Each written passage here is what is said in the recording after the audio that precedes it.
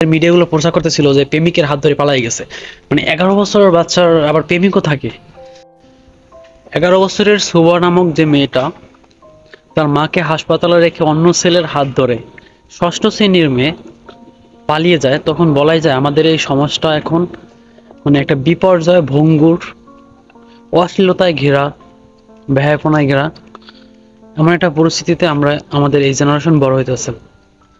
তো আগামী যে জেনারেশন আসবে ওরা আরো কত অশ্লীলতা বা অসামাজিক কর্মকাণ্ড মোকাবেলা করবে এটা বলার বাহিরে আর কি। তো আমি এটা ভাবতেছি, ষষ্ঠ শ্রেণীর একটা মেয়ে হয়তোবা তার যৌবিক চাহিদা বা ওই রকমের ফিলিংস অনুভূতি মানে বিপরীত জেন্ডারের প্রতি ওরকম এখনো আকর্ষণ সৃষ্টি হয় নাই, তার ভিতরেই এই মেয়ে অন্য এক ছেলের হাত ধরে পালাইয়া যাইতে সক্ষম। এবং তারে খুঁজে পাওয়ার পর যেভাবে হাসতেছিল, মানে কি বলবো, মানে পুরোটাই বেহায় মনে হয়েছে আমার। মানে এই সমাজ কি পরিমাণে অশ্লীলতা, বেহায়াপনা, তারপরে ফ্রি মিক্সিং এ আবদ্ধ হয়ে যাচ্ছে এটা ভাবা যায়। আর আমাদের আগামী প্রজন্ম যে আসবে ওরা যে আরো কত কিছু যে ফেস করবে, আর ওরা যে আমাদের যে শৃঙ্খলা বোধের যে একটা অস্তিত্ব এটা কি টিকে থাকবে কিনা এটা সৃষ্টিকর্তা ছাড়া কেউ জানে না। কারণ পশ্চিমাদের যে আগ্রাসন, ওদের যে সংস্কৃতি বা কালচারে যে আমরা নিত্যদিন যে আসক্ত হয়ে যাচ্ছি বা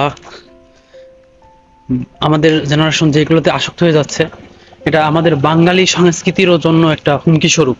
খুবই স্পষ্টকাতর একটা বিষয় যদি আপনি এটা গভীরভাবে উপলব্ধি করতে পারেন। তো আপনাদের কি মনে হচ্ছে? মানে সারা বিকাল ভাবলাম যে দেশটা আসলে আমার কোথায় যাচ্ছে, যে 11 বছরের মেয়ে সে কি, আবার তারও নাকি প্রেমিক থাকে।